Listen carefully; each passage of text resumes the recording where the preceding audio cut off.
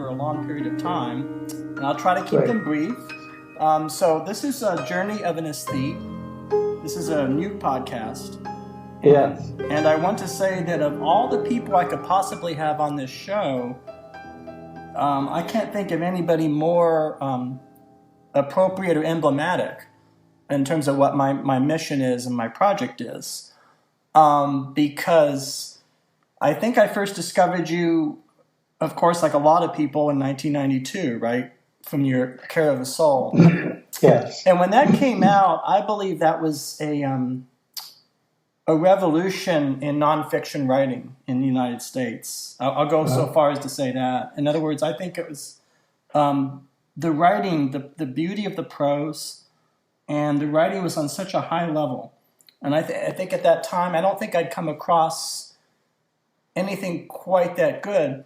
And one of the interesting things about that is that I learned a lot from it. And so then because I encountered that book, that text, which I think is now canonical, or should be, in writing, I discovered, of course, Hillman and Blue Fire. And I actually went back and read Dark Eros. And Wow. And so I've, hopefully, I think I've read everything you've written. So I'm a Thomas More completist in that sense. Well, that's great. Thank you. And I think that in a way, even though my show is about the arts and the humanities, which I take to be fundamental to all of life, and we could talk about that if you want to. Yes. I would love to. Yeah, I think that's you're somebody that gets that, and you're someone whose life and work is about that. But if you don't mind indulging a little bit of linear chronology. Because I have written notes here about your background and things about having been a monk and the priesthood and growing up, having a plumber for a dad, or just whatever comes to your mind or whatever your consciousness that you feel is a good place to begin. So there's my introduction. Okay. That sounds great. So what comes to your mind when you think about I think the account in your first book where you discuss being a lab assistant. I think you were working in a scientific. Oh gosh. Yeah, is that bring back memories? And summer job. Yeah. Summer job. But what's interesting is that you said described this scientist as a no nonsense scientist. This is in your phrase, saying that you would always be a priest or do the work of a priest. That's true. Do you want to? Is that a place that's spark something in your consciousness to begin talking, or what was going on at that time, or anything? What comes to mind? Well, in order to understand that, I think that does help to know that I was in a Catholic religious order from the time I was 13 till 26. Okay. And that really had a big impact on me, and I still try to live that life. I loved it, and it's with me. It's vividly with me even now, all these years later. And I was studying to be a priest, and I left it when I was 26 after putting a lot of time into it. And I was definite that I needed to leave. There's no question about that. But I thought I would just forget it all. I left religion. I left everything when I left that religious order. And yes, I got a summer job right after that, and I was going for a walk with this chemist, and I was working in a chemical lab for the summer. And I knew nothing what I was doing. I knew nothing really. I love chemistry, but they just gave me coded things to work with, so I didn't have to know the chemistry really. Right. Anyway, the chemist was going for a walk with me, and he did, out of the blue, told me, he said, "You're going to be a priest your whole life." And I thought he was nuts. I thought that this guy doesn't know. I've left everything, that I don't want anything to do with all this. And so I tried to be a musician, and that didn't work for a number of reasons. And then I had the opportunity to get a PhD in religion, of all things, at Syracuse University. When it was first proposed to me to do that, I thought, again, these people were crazy. They didn't know me, that I didn't want to have anything to do with religion. Okay. But I went anyway, and I loved it, and Syracuse gave me more than I can say, a wonderful education, just what I needed. So I mean, I know I'm a pianist, composer, and a musician. So I want. Do you mind? Yes, I know. Do you mind if I backtrack a little bit? So were you at one point considering that in a fuller sense, or? Oh, yes. I was known really among my friends as a musician, most, a good part of my early life. Okay. When I was in the monastery, I began. How would you put? I was taking lessons in piano and keyboards and theory, and then I got very interested in composition. So I kind of self-taught myself. I got some very good books in contemporary composition. Mm-hmm. So I began writing music when I was in the monastery. Okay. And then when it came time, when I was still in the monastery, they wanted all of us to get degrees in some associated subject. So I suggested music. So I studied music composition for 4 years, 4-year program at DePaul University in Chicago. Okay. And then when I left there, I went to the University of Michigan, and I did courses in composition there, but I got a degree in musicology. Okay. So I was still composing, and I was still, conducting choirs and playing for churches and things like that. But then eventually, when I got the degree in religion, I kind of left music behind, and I still arrange music, and I still have it performed occasionally. But I play the piano every day, but that's pretty much the extent of my musical life right now. So, I mean, I know music continues to be a part of your life, and I know you mentioned Bach and Bach partitas. Yes. Is there anything you want to say before we move on from music about Bach or Bach partitas? I mean, I know Bach's very important to me, just as a ritual every day. Well, I think Bach was the greatest composer, really. I mean, you can't say things like that, but I really do believe it. Oh, yeah. I don't think anyone ever was able to do what he did. No. And what I do when I play a Bach partita or something like that, I see, especially like the inventions he did, because they're very clear, that he, like in one of the first invention he ever wrote for piano, he wrote 3 notes and based the entire piece on variations of those 3 notes. Well, when I write a book, I like to think about that. I think of my book as an invention, or a partita, something that I'm writing that has a musical form in a certain way. I'm very sensitive to form, and I think the reason that when I write my books, I'm very, very attentive to the rhythm of the words and to the structure of the book, the structure of a sentence, where to put various sentences. And so the form is extremely important to me, and I think that's the musician working there. Well, that's another reason why I love having you. I'm honored to have you on my show, because that's the way I see everything. I'm partly a formalist, if I had to label myself, and actually I think that thing I responded to you in your writing. I felt I was writing of such a high quality, and I think part of it is the very thing you're talking about right now. Just the art of sentences and sentence structure and syntax. And so I really felt, and I know you're deeply learned, you're more well-read than I am in some of the things that went into your work. I've only read a little bit of Ficino, for example, but not, But later on, I want you to talk about some of these folks, because I think I want to spread the word. People need to know about people like Erasmus and Ficino. But I'll hold that thought for a second. But I feel like I was reading somebody, when I first encountered you, writing on the level of an Emerson or Thoreau, that kind of seriousness. And I thought, wow, this is really, really something. And so, but I can see now that was conscious on your part. I think you were. Right, those were kind of your models, I think, and yes, I still read Emerson and Thoreau almost every day. I always put Emily Dickinson in the same category. They're all neighbors, and so I put them together.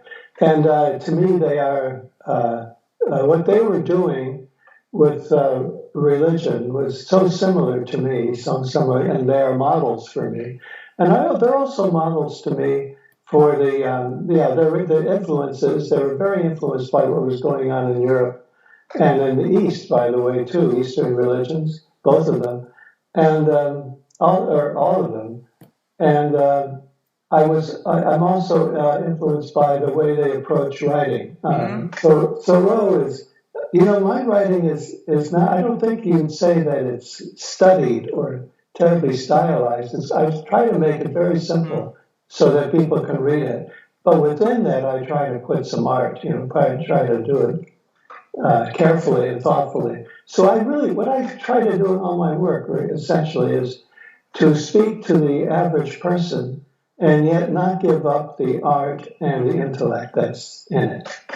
Well, yeah, you got everything in there, and so I didn't want to give I didn't want to give a. So when I went on and on, as hopefully not too long, about things like form and syntax, I didn't want to give the impression that such things are or what you might call studied. I mean, I think that everything that a human being makes involves a certain amount of discipline and work, and that's the study or the formal part. But I think that the result is something that is hopefully eternal. And because it's eternal, we'll speak to what you can call average. That is for everybody. And so I don't really I've never had a very good sense of what's for everybody or what's for this person and that. I don't have any patience with that kind of, because I think it's completely arbitrary and has often been used against people in all sorts of ways. But and so I think that you've succeeded in your project.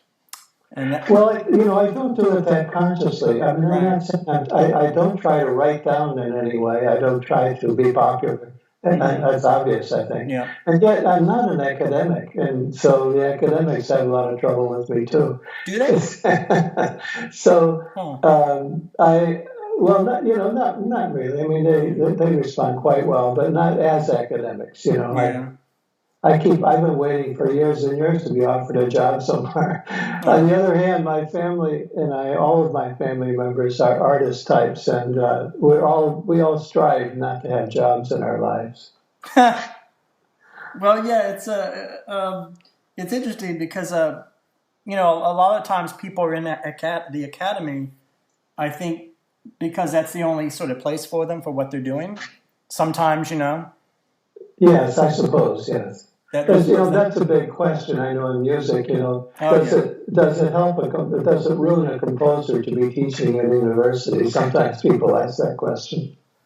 Well, I'm now not teaching at an institution university. I can tell you, but the kind of music I write is tonal. And so already that would raise issues because there's all kinds of fashions and I write very... Yes, I know, Yeah, you know about all that, so... Yeah. But I have to write what you believe or what you hear, and that's what I hear. So that's how I write. Yes, of course. So. Well, I was going to say the same thing a minute ago, that I don't think about who I'm writing for, really. I just write. I write for, the eternal, the authors that impress me. I write for Emerson and Thoreau and Emily Dickinson. They have been the models, and many others. And so I write in their... I don't need to say that I'm at all obviously writing as their brothers, but I'm writing. I'm trying to match their ideal anyway. Try to go toward their ideal. So you're doing that, but then at the same time you're also becoming a psychologist, a therapist. But I guess I'm getting ahead of myself. That happens So in terms of the chronology, how do we get from the monastery to therapy to discovering Jung? Or you could talk about to someone that doesn't know about that, or someone. Yeah, that's true. I don't think I know I didn't read much of Jung. I read the popular books of Jung before I went to Syracuse to work on my PhD. I was 32, I think, when I went to Syracuse, and. When I was there, the first course for a seminar I took was on Jung, and I was assigned to read the collected works right away. That's 18 volumes, a pretty heavy going material. So I read the collected works of Jung, and shortly afterwards got in touch with James Hillman, and we were in correspondence. Hillman was over at the Jung Institute in Zurich at the time. Wow. And so he would send me everything he was writing. He'd get them published in journals and send them to me. And we discussed a lot of that stuff before we ever met. So I was studying Jung pretty intensely then. I actually read his collected works twice while I was there at Syracuse. So it really got steeped in it. You know, it's a lot of things to look at when you're doing Jung. 3 of his volumes, that probably amounts to about 12 or 1,500 pages, is alchemy. So you have to, you know, and fortunately, I had studied Latin for a long time. I had about 7 or 8 years of study of Latin, and then I was taught in Latin. When I studied philosophy in Northern Ireland as part of my monastic life, the classes were all taught in Latin, and I had to write my exams and even do oral exams in Latin. So I knew the Latin pretty well, and so the alchemy, which is all written in Latin, was attractive to me, and I loved to study it there in the original language. And Jung was doing that. He was getting these manuscripts and working from that and developing an alchemical psychology, which I still use and still love very much. So it's a very, very rich material. You know, everywhere you turn there, it's quite rich. And it's hard for me to, you know, most people are not interested. I'd love to be able to talk to them for a long time about alchemical psychology, but you can't do that with too many people. So, well, I can tell you right now that if you're on my show, which you are, I might ask you to get into some of that stuff if you don't mind. No, or anything. So, for example, 2 things that pop into my mind is what has stayed with you about having that Latin education, or what philosophers were you reading, and that comes to mind first before we move on to that. That's quite extraordinary. Not everybody gets to have that kind of education. No, that's true. So what can you say about having had that experience of doing that for your life and for your? Well, it gave me a real love of translation for one thing. So I love to translate things now. I still do now. I do a lot of translating, and it also gave me a love of language. So that even today, if I'm studying anything, I just don't like it if I have to go through an English translation.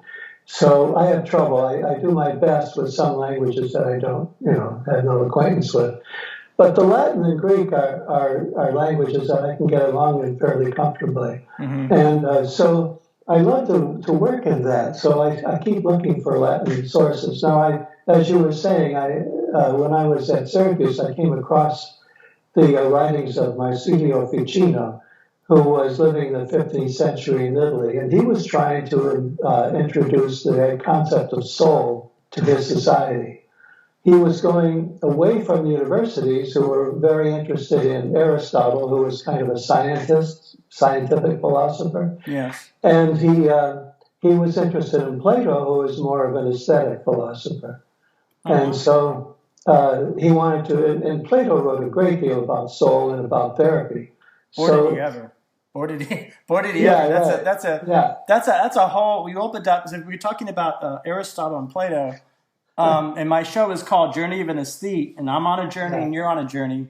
Aristotle's somebody. There's a lot of ink spilled debating the pros and cons of Aristotle and Plato, right? And but then there's Ficino, and what were you saying about more aesthetic? That's interesting. Well, Ficino was interested in bringing soul to society. Soul, the concepts of soul he got from both Plato and also the early students of Plato, like Plotinus and Porphyry, various people like that. And they are very interesting writers. Plotinus's book on the soul, written in the 3rd century, is mainly about beauty. So talking about aesthetics, it's all about the soul and beauty. Beauty is the main theme. Yep. So that's very interesting. So and the other thing behind it all, I'm just putting too much in here, but the other thing behind it all is Epicurus, the Greek philosopher of pleasure. So Ficino was very interested in developing a soul-oriented culture and approach to life, and he did that by translating all these Platonic texts. They hadn't been translated into Latin.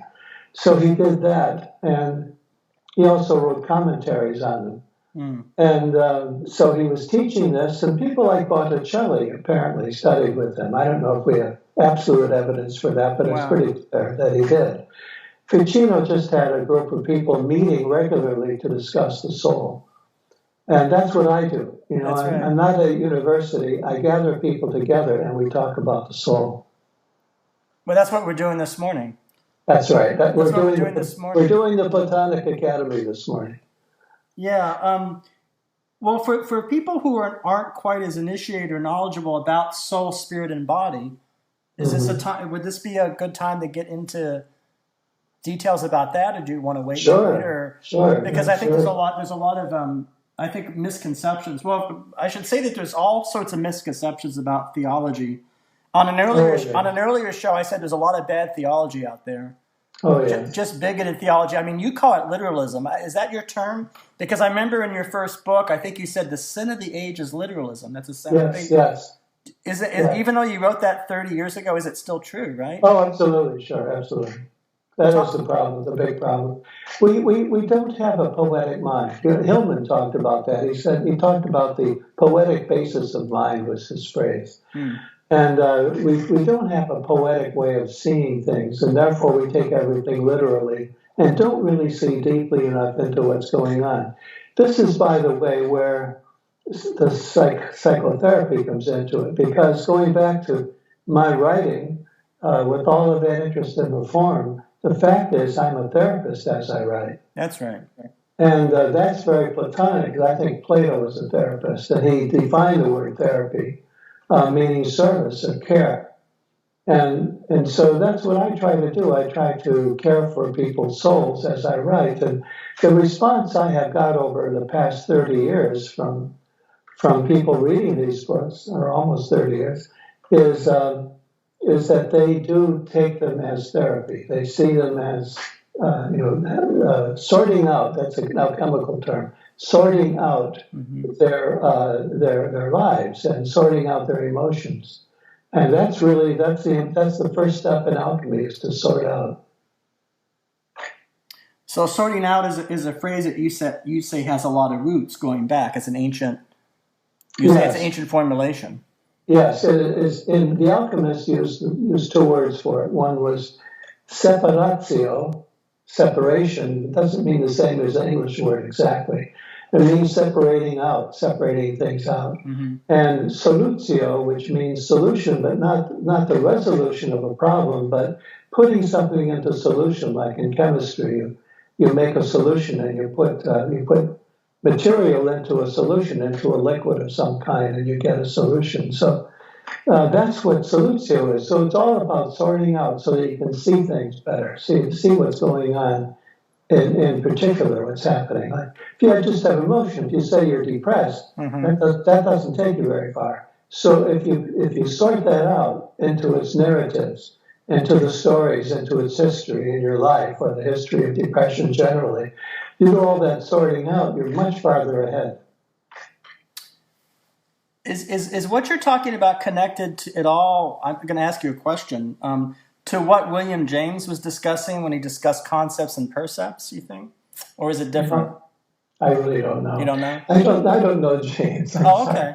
I couldn't make that connection. I know Hillman liked to talk about William James, but no, I've never been drawn to that work. And I'm drawn to so many other things, right. And I just haven't done it. You have a lot to concentrate on. So I do.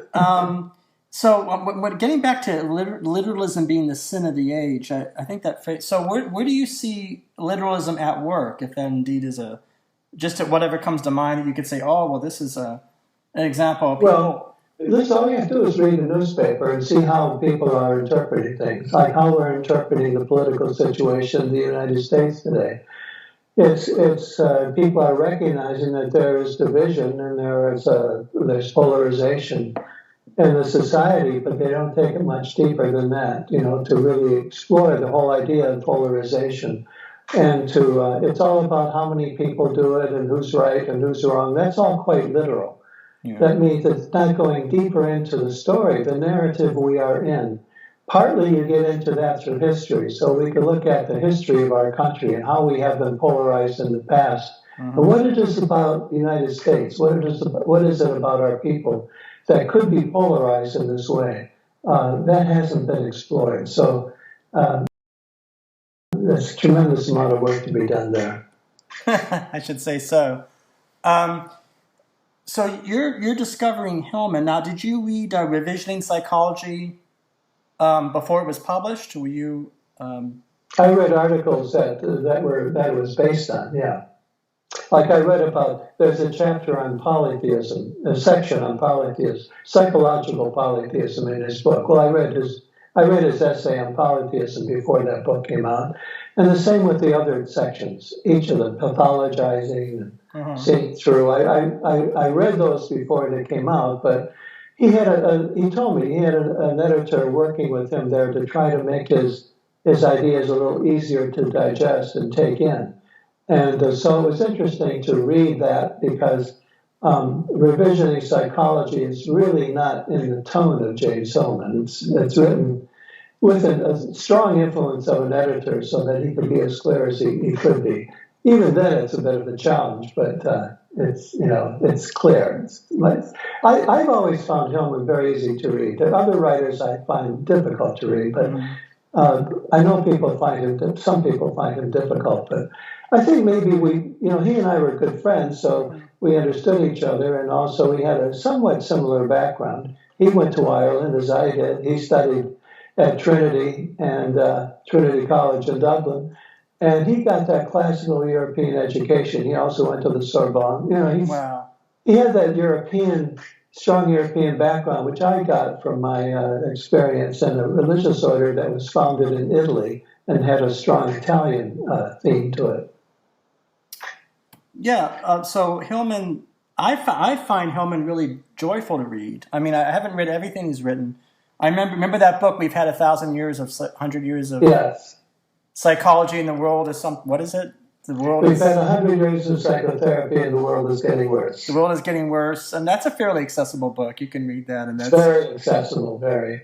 But if for someone that hasn't maybe thought about monotheism and polytheism, what would you say is by way of introduction to what that might mean, or what in terms of a polytheistic psychology? I know that's a big question, and it is. Yeah. I can say it in a few words.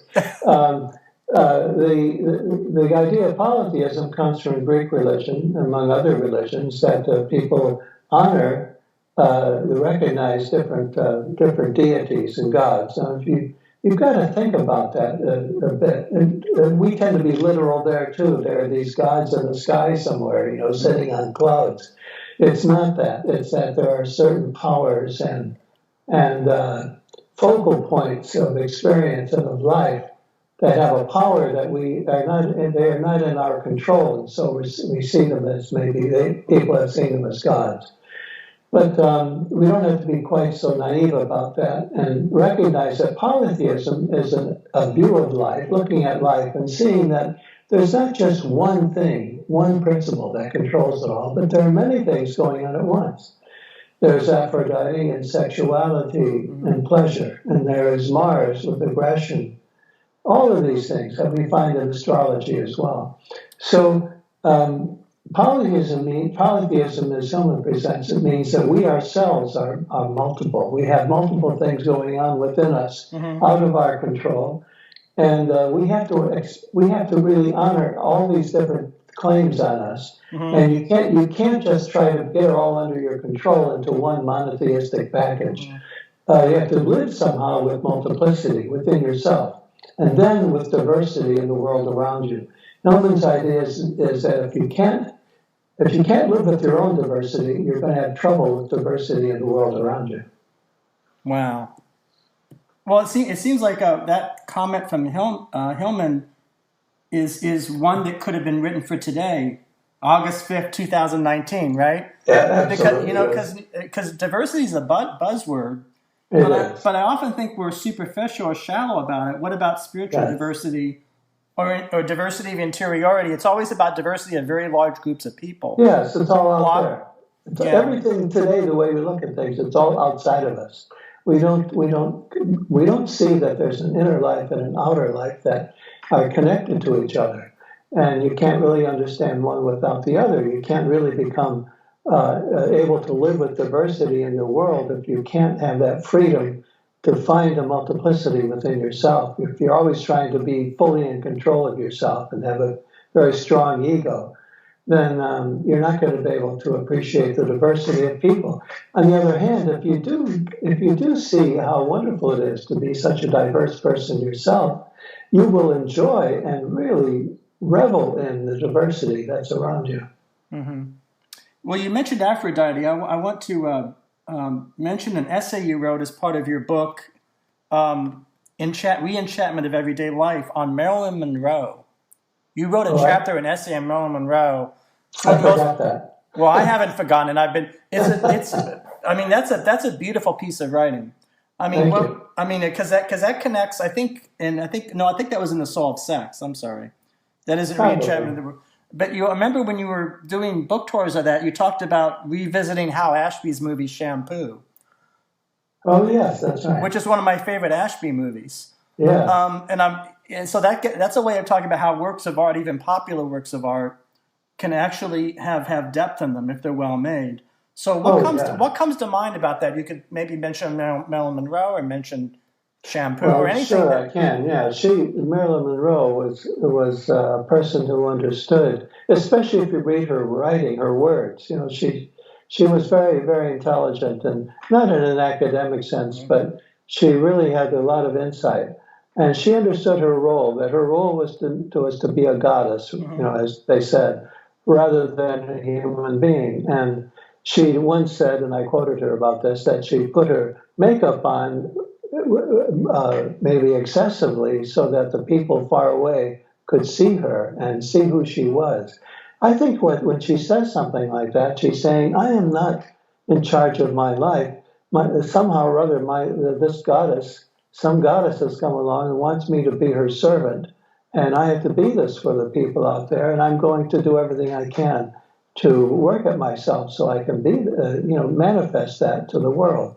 And she certainly has. I mean, even today, she's been gone for a very long time, and still she is the icon of that part of life that is so important that we have great trouble with. We have great trouble with Aphrodite. I would say that, and I often think about this these days, that the one thing that we've neglected, Hillman always used to ask what the god or goddess we are neglecting. I think we're neglecting Aphrodite. That is the spirit of Marilyn Monroe, which is the spirit of sensuality and kind of not being so proper and not having to give in to this Puritan morality that we so affected our life here in America. You leave America and you find in other parts of the world, you may find moralism, but you don't find that same brand that we have here. Mm-hmm. And I think that's one of our greatest problems, because the repression of our sexuality is the repression of our vitality. And when you do that, you end up being aggressive. There's a close relationship between sexuality and anger, and between Venus and Mars. And so I think we have to, really take a look at that. And I hope that people can come along and think more mythologically about what's happening in our world. Yeah, think mythologically. I guess I would say aesthetically. The way I use that word is much broader.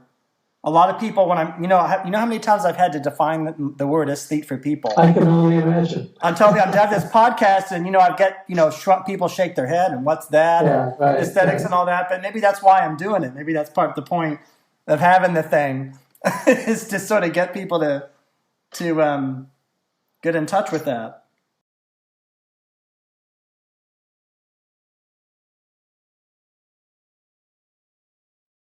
Everybody needs an anchor in life. You, me, just everybody. Anchor made this whole show possible. I'm immensely grateful to them.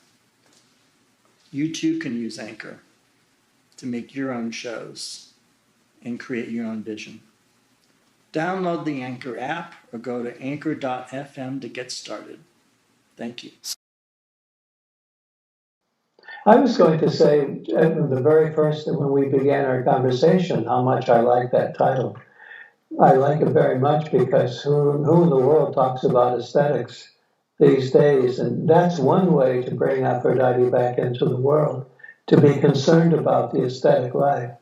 But it's people have to go a long way. Today, everyone's so pragmatic; it's very hard to get to that level. Yeah, I want you. Do you mind talking for a little bit about the tyranny of that pragmatism or utilitarianism? I mean, it seems to be exploding. Everything from STEM and how science and math is everything, and Oh my gosh! and then also, of course, there's this scientific materialism, which is so arrogant. Yes, very arrogant. I've tried to have debates about that. One time Carl Sagan and I had actually planned. I didn't know him, but I contacted him, and we had planned a debate. Interesting. Because he was. I thought he was very good. He was very open, and he was very articulate. And I thought it would be nice to have a debate about his point of view. He thought that the things I'm interested in, like the re-enchantment, he thought was a waste of time and got in the way of science. And so I thought it'd be great to have a debate on it. We need some conversation about what's happening here. Everyone seems to just accept this pragmatism and literalism in the world, and STEM, and that approach to life, and neuroscience. I have a really hard time listening to many, not all, but many neuroscientists who. What bothers me is not that they are brilliant about the brain, which is really helpful, but that they arrogantly, as you said, take some of the great philosophical questions of the centuries and say, now we either prove them or disprove them. It's very arrogant, arrogant scientists coming in, so Dr. Frankenstein, that kind of thing. And so I think that some of us have to, just like you and I, have to keep speaking for the aesthete and aesthetics, and not worry about those people who are so literal and pragmatic. Well, in doing that, I think we might have to have conversations with people who are ensconced in the sciences, right? I mean, in other words, what you were trying to do with Carl Sagan. Of course, Carl Sagan wrote that book, The Demon-Haunted World. Yes. Which it would be interesting to read that alongside your work. Yes, because that's what I'm saying. We were going to debate that. Yeah, because for you, this haunting might be a good thing, right? Or might be, whereas for him, so I think he's worried about haunting in a pejorative sense, about superstition and. Yes, that's right. And so that's interesting. Yeah, that was our argument. That's why we could have had a debate. And yet I felt that his mind was open enough that we could do it. I thought we could. Unfortunately, right as we were making our plans concretely, he developed this cancer that got him. Yeah, that's Carl Sagan, rest in peace. Yes, absolutely. I think one of the things about my show that we're going to mention Carl Sagan and Marilyn Monroe and Ficino in the same sentence. I think we're off to a good start. I think so. So, did you want to talk more about your practice as a therapist and how it relates to your writing or prose? Because I know you mentioned that they're in some way intertwined, and what that. Yeah, I have a broad definition of therapy. I take it from Plato directly. He wrote about it directly. In one of his dialogues, a student asked Socrates, by the way, he says, what is therapy? And I thought, wow, this is a passage I need to really read many, many times to see Plato's answer to that question. And his answer is that it's like taking care of a horse. It's like if you're on a farm and you have to take care of a horse, all the chores you have to do with the horse all day long. That's what therapy, that was the example he gave. That's what therapy is like. It's a daily care. It's a daily care in a very ordinary way. People have asked me how they should take care of their souls. I say, make sure your house is in good shape. Get out your tools and fix something that's wrong in your house. Because that's therapy. That's what therapy means. So I don't practice therapy in the modern sense of the word. That's not what I do. And I use the word in the Platonic sense, not in the modern sense. So when I say I do some therapy, I'm not a therapist in the contemporary sense at all. And so I try to help people care for their souls and care for their lives and the things that matter to them that are close by. And one of the things I've learned from some of my colleagues is how important it is to care for the things of the world. And therefore, ecology and environment and taking care of and being responsive to the climate change and that sort of thing is care of the soul. And I think our planet itself is a living being. Ficino said that our world is an animal.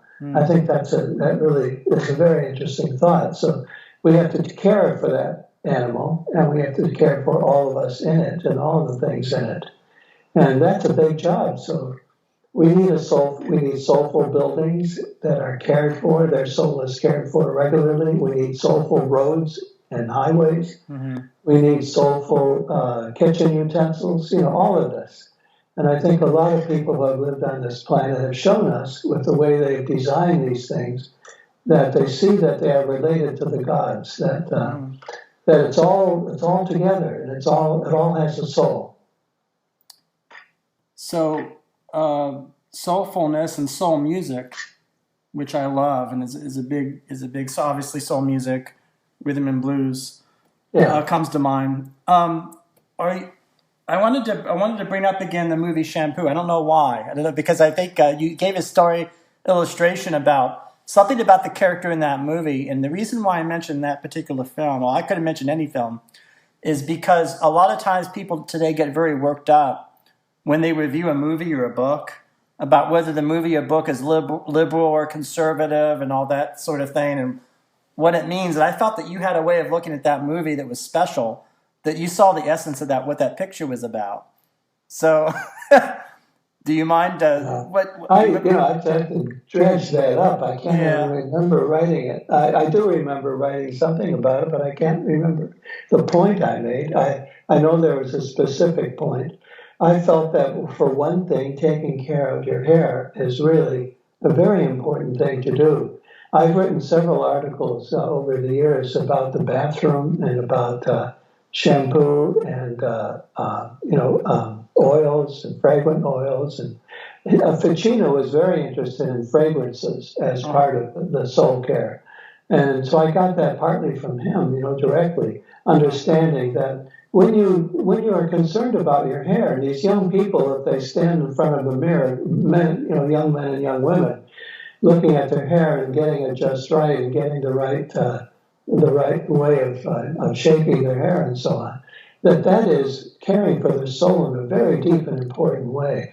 We tend to think of care of the soul as psychology and figuring yourself out, getting to your relationships and your parents and all that, which that's part of it.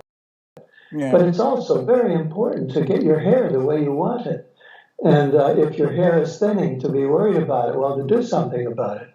And when it comes to yourself, I'm a great fan of plastic surgery.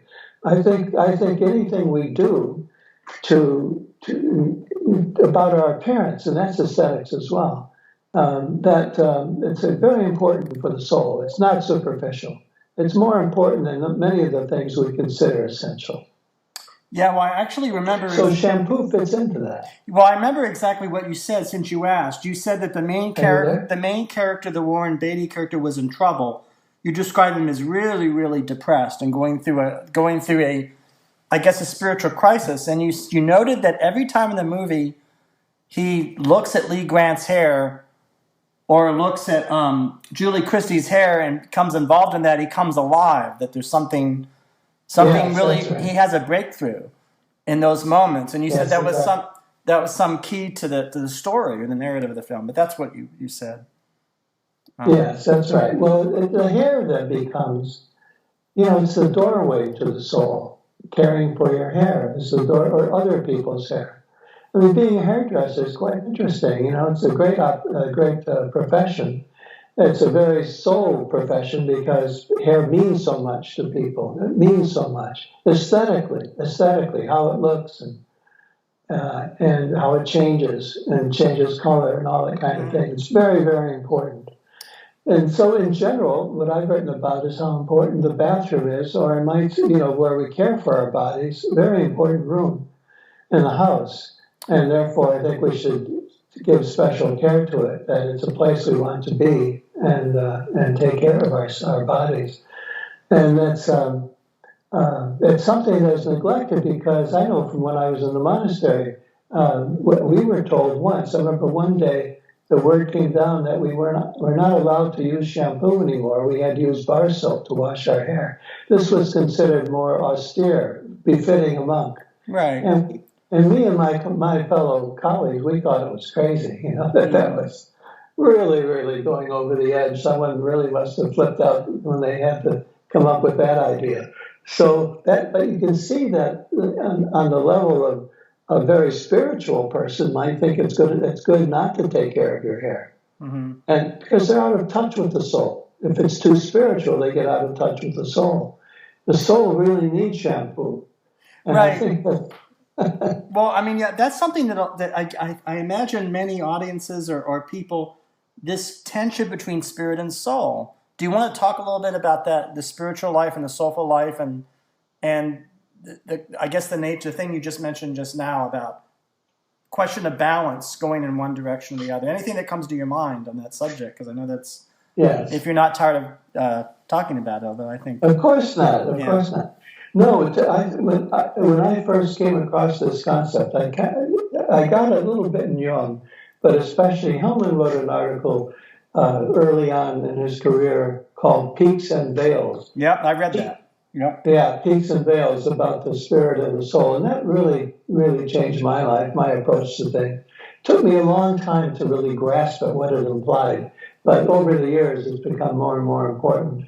And so what it means essentially is that there's an element there's a direction we can take in life that is very spiritual, which is wonderful. I'm not saying that spirit and soul are one's good and one's bad or one's better. Mm-hmm. It's not the way it is. They're both essential. They're both required. Mm. But we can go so far into one side of that, like become so spirited, mm-hmm. spiritual, so caught up in, even spirited, like being caught up in ideas and abstractions and thinking rather than living and being there in the middle of life. Soul is right there in the midst of life. It's ordinary life. And it has a lot to do with home, where you are at home, where you find your pleasure. Restaurants are very, usually, they can be places of soul, depending on how people create them and maintain them. But they could be places of soul where people can come. The word restaurant means restore. So you go to a restaurant to restore yourself. What are you restoring? I think you're restoring your soul. But the spirit, you go to church for the spirit, and you go there and you don't eat, and you don't sit back in nice, comfortable seats, and you don't just relax and give yourself pleasures. It would be interesting if you did have a more soulful church where people were served good food and drinks before the thing began. See, we don't imagine that because it is so spiritual. These ordinary soul things that you would do in your home, give your guests something to drink, alcohol or not, anything. That's very appropriate at home because it's a soulful thing. But in church, we tend to get away from the body and from Aphrodite and sensuality and the pleasures of our body. And so the farther how would I put it, the more strenuous you get in moving away from soul in that spiritual life, the more dangerous it becomes. Mm-hmm. Because it's the soul that keeps us tied to our humanity, that makes us feel connected to other people, and keeps us lowly rather than up there thinking we're above everybody. And it's very concrete. And so both soul and spirit are valuable, but if you become too spiritual, you risk losing soul. And that's not a good thing. You lose your humanity and the very purpose of life, and your relationships suffer.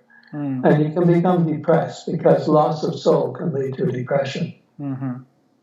Well, yeah, that makes me think about some of these high-profile pundits and experts who say that consciousness is unreal or an illusion, or try to say that, all the things they say about what our inner experience is or isn't. Yeah. Maybe they're insufficiently spiritual and soulful, or it's hard to. Yes. Yeah, there's a kind of spirit that gets away. There are many ways to develop entering the spirit realm. It can be done in the academic world, where if you just look at how academic life goes, usually what's done is that the academics is all about the spirit, and the soul finds its place in the fraternity houses, and places like that. So it finds its own little pocket off to the side, not really part of that structure. It's the same with religion and churches. If you go to the churches, everything is quite austere usually, but you go and have dinner with those priests and clergy who run the churches, and they're pretty lavish and very sensual usually. I've had lots of experiences like that. And so I think that there's a way in which our industrial realm is also quite spirited. It's quite, it may not look like it, doesn't look like church, but it is in a way. There are a lot of things that are very spiritual. Like sports can be very spiritual. And have a lot of soullessness about them. I remember it reminds me of a story. When I first met Hillman, when he came to Dallas, where I was living, he was going to live there for about 5 years. And the two of us then really cemented our friendship when we were both living in Dallas. And the very first week he was there, I had been there a year already, and he asked me I told him, I said, I'll drive you around anywhere you'd like to go. And he said, I'd like to go to a neighborhood baseball game. Yeah. So I took him to a ball game. We found a baseball game on a sandlot somewhere. And we watched that, and he was enthralled. And he taught me really how to watch baseball. And he was interested in the interior life, and so interior that the managers are thinking through their strategies, and the guys in the outfield are trying to imagine where the ball's going to come. There's a lot of imagining and reflecting going on, and he loved that. But also, the game that wasn't professional had so much soul in it. These people coming out from various jobs, and they're in the neighborhood, and they come together and enjoy each other's company, and they play a game. They're playing, they're not working, they're playing, which is so important for the soul. And so the local baseball game for Hillman, and I would say, certainly as I see it, is a very soulful thing. But the professional game can lose a lot of that soul by being focused on money and, I don't know, so many, heroes and stars. And you don't get the average person in the average neighborhood finding their game, their play, in what they do. And the spectator sport is certainly fine, but it's not the same as playing a game with your friends. No, it isn't. In fact, that's people that have a devotion to athletics, and I do not count myself as among them, really have something I respect. I'm able to see what they get out of that because I'm able to look at it and see.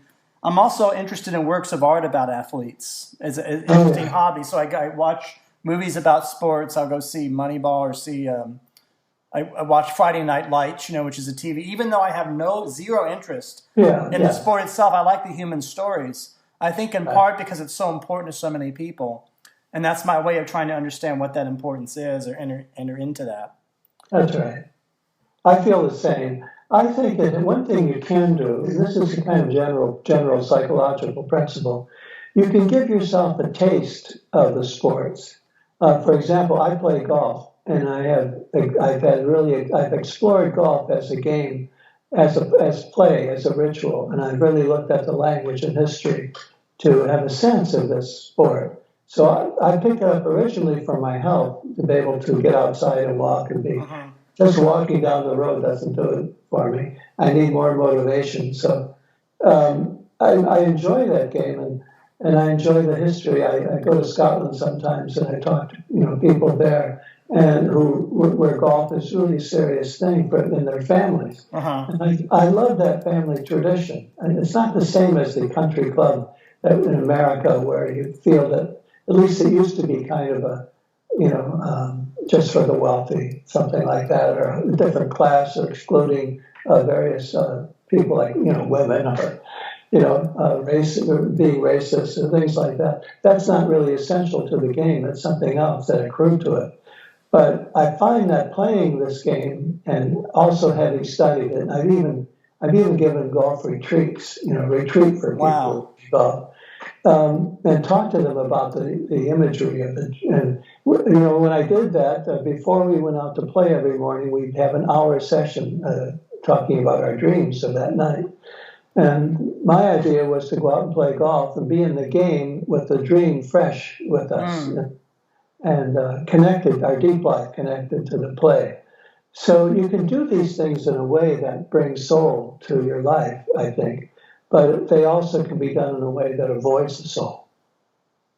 That's interesting. I want to come further up to date. And you wrote a book on the Gospels. Well, you wrote a couple of really good books that you might say are more religious. Yes, you did a book, Writings in the Sand. Yes, these are recent books about Jesus Christ. Recent.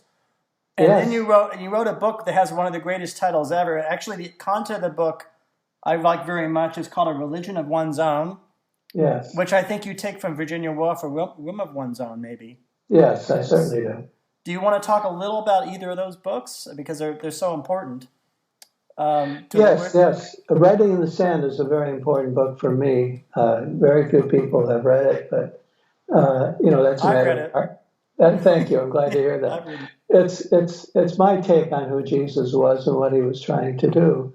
Having studied this for all my life and very interested, I really think that Jesus is a figure who has the answers to our current problems, social problems.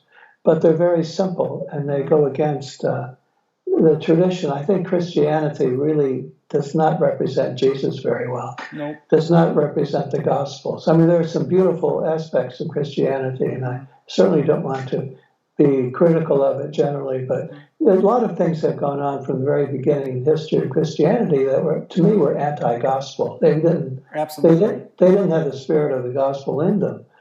And so it's confusing, I think, when people, go to a church that is contrary to the basic principles. Or I have to say that today, I know many, many pastors, Christian pastors who are really doing it. They really do represent the gospel very well and intelligently. I know more of those than I know people who are not doing it. But there is that old tradition, long tradition, where Christianity as a thing in itself has not been very gospel-like. So what I try to do in Writing in the Sand is present Jesus without Christianity, really, without the influence of that kind of Christianity. And I translated the Gospels then from Greek, because I had enough Greek, and that Greek is very easy. The Greek of the Gospels is it's like a children's book almost.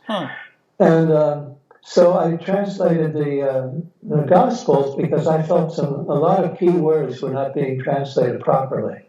And I felt that my translation is not exceptional. People would say, oh, you ought to read this. But it's very simple. I wanted to stay faithful to the Greek and yet translate those Greek words in a way that they didn't keep that Christian bias that I thought was wrong. And so if you read my translation of the Gospel, you get an overall approach that's different from probably most people have been brought up with. But it's not so striking that, you're knocked over by it. It's like a gradual, very, very subtle way of redoing the whole thing. I know in your work you're very sensitive to words and their power and their meaning. For example, you'll talk about Senex or the puer myth, which has to do with a kind of a childhood or a certain childlike state, if I understand it correctly. So what are examples of words where translation makes a profound difference in people's receiving Christ's message, or words that have been misused? What are examples that come to mind? I use a lot of examples in both of those books of mine. The most obvious one is the word for sin. The word sin is used a lot, and that has such moralistic overtones. People feel I'm a sinner, and it's a lot of self-judgment, and it can suck the joy out of a person's life to feel that they commit sins all the time. So what I do is I look at that word. Aristotle wrote about the very word that is used in the New Testament. He wrote extensively about the word hamartia, which is the word used for sin, translated as sin. But Aristotle says that word hamartia means that we, as human beings, we all make mistakes, that we make really significant mistakes in our lives because of ignorance. We don't know we don't know the whole story, and we don't know enough our motives, what our motives are, and we don't know really what we're doing sometimes. So we make these mistakes that are really very serious. And that's his translation of hamartia. Wow. So I couldn't find a word. I had to say something like unfortunate, serious, unfortunate mistake, something like that. I used Aristotle's word mistake in my translation. Some people think that'd be too light, but I think that's exactly what he's saying, that we are imperfect beings and we do things that are terrible. And even when they're really horrendous to other people, we can't just condemn people for it. There's always reason, there's always ignorance, and there's lack of moral development or something. So I think it's a very complex thing and very deep and profound, this idea of hamartia. So to translate it as sin is just, it's taken us in the wrong direction for centuries and centuries. Well, those centuries, that wrong direction seems to resonate with us today, August 5th, 2019, certainly with recent news.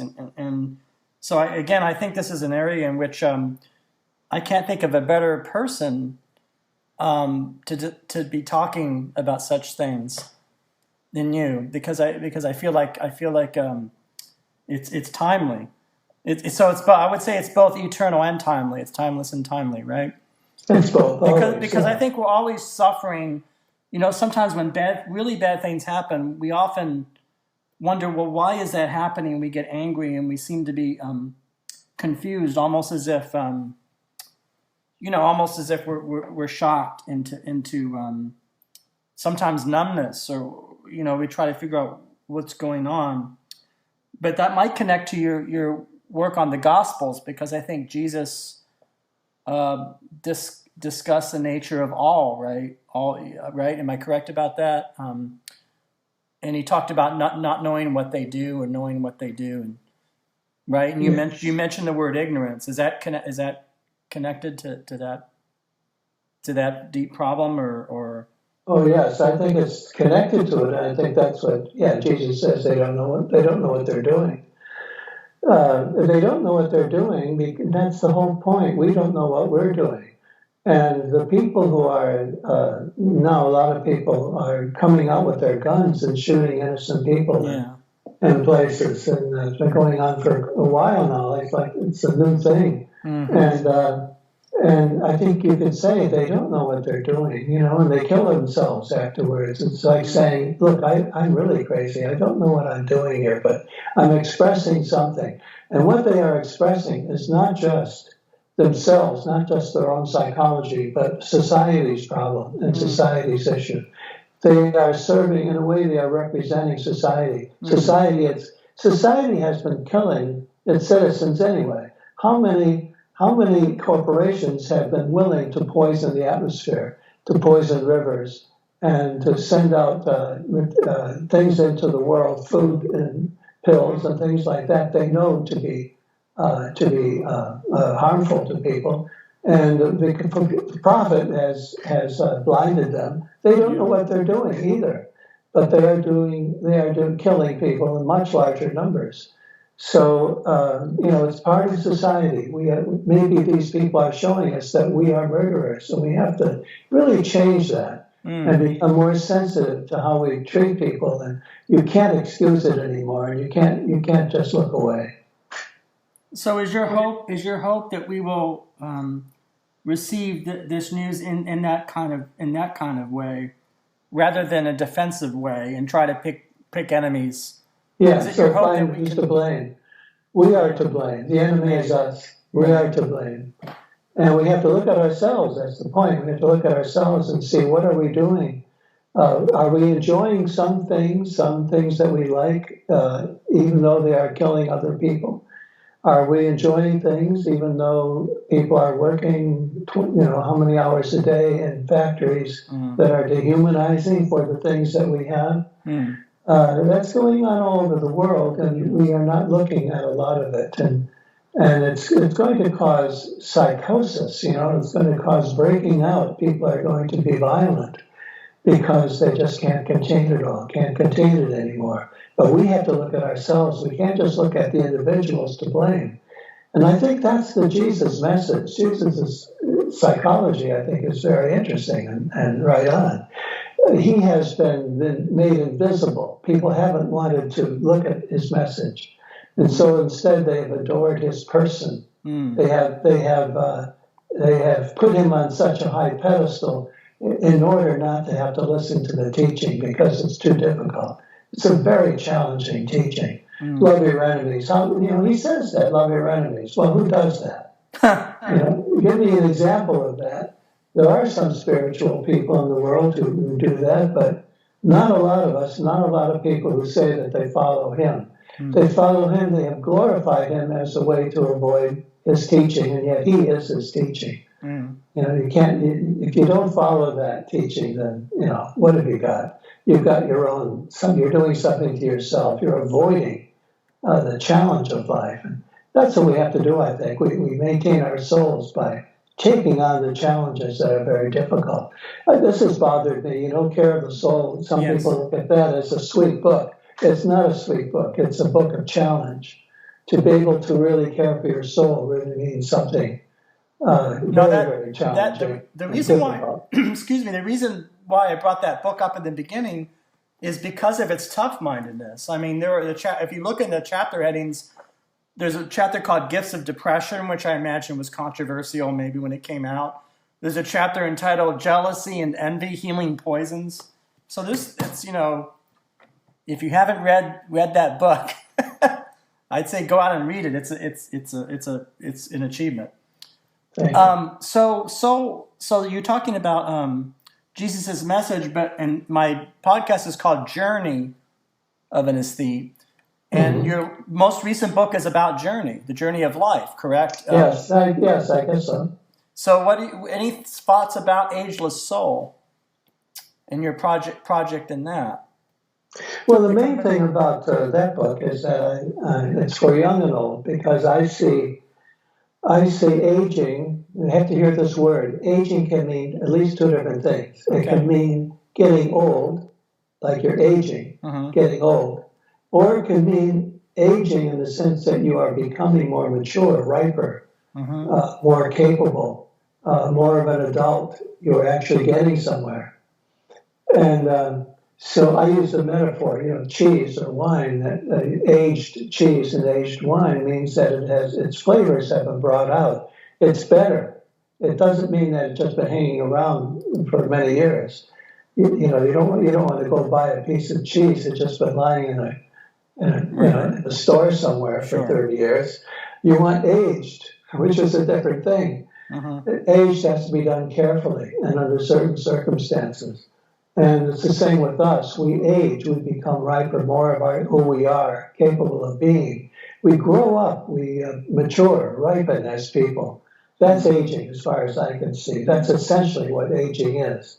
A lot of people grow old and they don't age. Talk about that. I'm sorry. So what would it mean for someone to grow old, but without aging in this positive sense? What is an example of that you can think of? An example would be somebody who has gone through life and has only taken care of themselves and have never really taken on the challenges that life usually brings. Like maybe they had opportunities to quit the job they were in to get something that was better, or maybe they decided to compromise somewhere in life and work for someone who was doing essentially a business that was very unethical. And they just felt, well, I need to do it. I need the job. I need the money. Well, if that's a choice, and those choices piled up on each other make for a life. Either you really never become a person because you haven't taken the challenge. You've always just taken the easy way. When you get older, you're an old person, probably full of regrets and anger, and not a very pleasant person, I would think. And yet you're old, but you haven't aged at all. You haven't aged along the line of your life at all. I think I've had people like that. And so, on the other hand, people can age a great deal if you've made some tough decisions. I wrote a book on work once, and I talked to a lot of people about their work. And a lot of people have made difficult choices in life. to quit a job they were in that gave them security in order to take a risk. Well, those risks age you. They make you more of a person. You've come somewhere. You've really lived rather than just floated along. And that aging then shows itself when you're an older person. You're a person of character. You are an elder then who can help young people. You can make a contribution to the world because you have aged. But if you haven't aged, if you just left it off and take an easy path, you don't have much to offer at the end. Wow, I'm really happy. I'm happy to hear you talk about that, because that's something that there's a lot of again, I guess I would say misinterpretation or misunderstanding. You know, people often use the word ageism or an ageist, right, to discuss negative things that are said about people of a certain physical age, or time-bound age, but maybe that doesn't fully capture the rawness of that attitude. Maybe so. Maybe your book is a way forward, or maybe your book is a way to get people talking about the span of a life in a way that has intelligence to it and has beauty and depth and soul in it. Well, you know, beauty is the whole thing. That's what I would say. It's more important to have a beautiful life than to have a healthy life. It's beauty is the important thing. What is a beautiful life? A beautiful life is where you have become a real person. Your individuality shines. Hillman says that aesthetics means beauty is really the individuality of the thing showing itself. And it's not just the surfaces. It's the individuality, particularly the uniqueness coming through. And I think that's true of us as people. We become beautiful people as you age. And you can see the beauty in people as they age, when they age well, because they've lived. They're really living. And so beauty is, I think, the essential thing. Yes, well, you know, my birthday is October 22nd. Oh, good. So you know that you're preaching to the choir if we're going to talk about astrology. Yes. My birthday's October 8th. So that's right. So Libran power. Yes. So is there anything else that you want to add, or any questions you have, or any things that pop into your head or your heart? This is, I want to mention this, or I want to go into this detail or that detail. Anything come to your... Well, one thing that we haven't discussed is my book, Soulmates. Sorry. No, don't be sorry. There are too many of those books out there.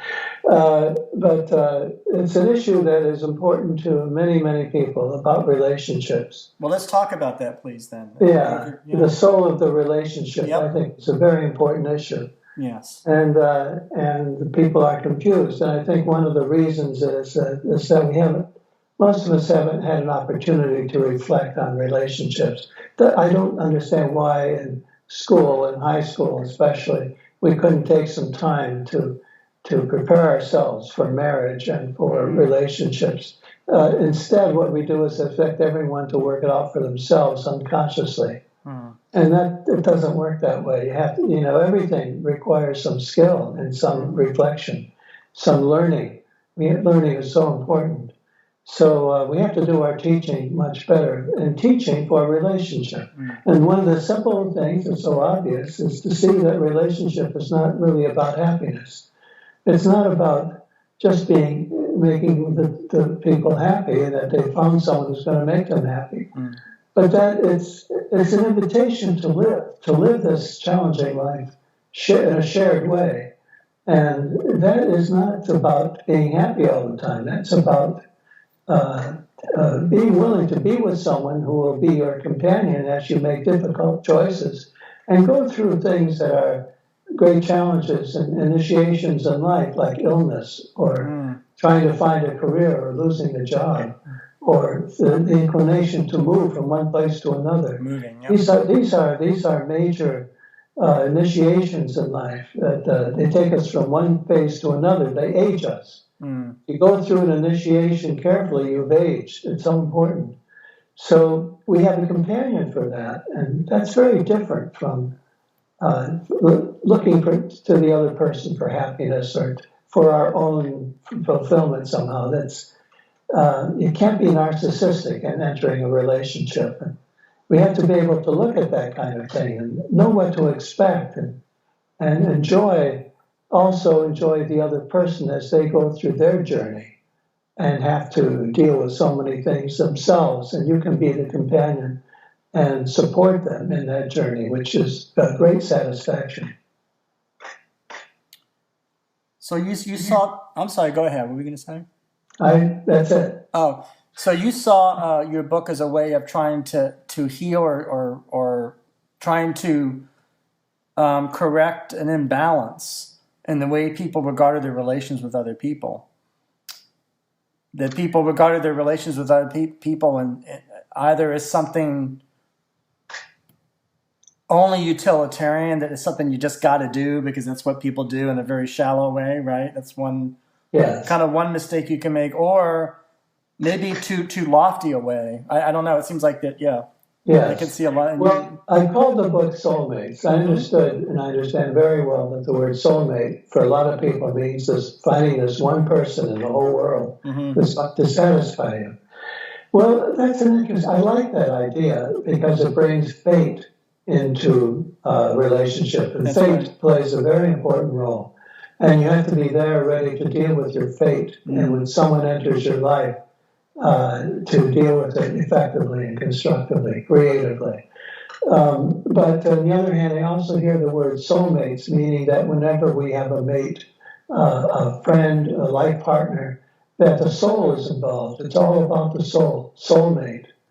It means that together we are going to work on each other's souls. We're going to let our souls, we're going to help each other as we let our souls manifest themselves in a life as we age. And when you say soul, you mean something that we are in, not just some part of, right? Is that yes? Yes, it's really hard to say. What I mean by that is that we have a depth to us. We have something in us, and also we are in something that is beyond understanding, but really accounts for our fate and our emotion and a sense of meaning in life, which is so important. So we are trying to care for that depth of who we are, not just the surfaces of our life, but that depth, and also the depth of the other person as they do it. And that means that we are with someone, a soulmate, but someone we're with, and whose soul is different from ours. And they don't even know what their soul's all about. They're trying to figure it out as they go.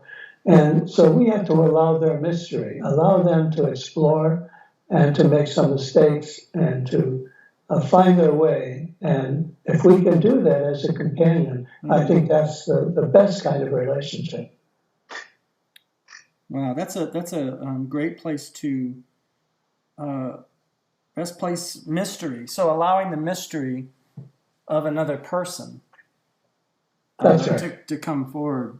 I sometimes think that people are afraid of mysteries, or they think that mysteries mystery is synonymous with solution. Yes. Right? Do you get that sense? Well, mystery presents the thought of solution. If you talk about mystery, people think, how can I solve that mystery? Yeah. That's not the point. The point is to live with the mystery and to live with these great mysteries of life, one of which is love and companionship. And another might be illness and mortality. And, there are great mysteries in our world, in our lives as we go. Certain basic ones, I think just a few really big ones. And having a mystery of the other person with us as a companion, it's a great mystery, and it's never to be understood, never to be resolved, but to be lived as openly and generously as possible. Well, Thomas More, I'm really thankful that you shared your time on my show, and I'm actually have a lot of gratitude that we discussed some of these issues.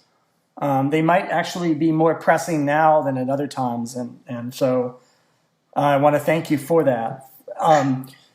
Is there anything else you want to say, or anything that comes to your mind about either about your work or life or about? Sure, I could be a little commercial for a moment. Okay. I'm 78 and soon to turn 79. I don't think about my age too much. I don't like to live by numbers, so I just go along as though I'm still 42. That's my thing. That's right. So I travel a great deal, and I love people to meet up with me and talk about these things. And you can find them on my website, which is thomasmoresoul.com. Yeah. Thomas More Soul. And I've started an e-course where I'm actually teaching as much of this as I can, and it lasts about a year with breaks in between, like about a 4-week break between each session.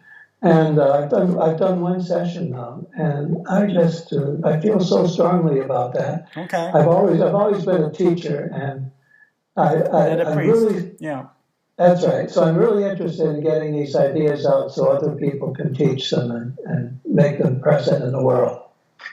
Well, that's beautiful. Well, I'm going to try to link up to that. That's very important when we publish this show.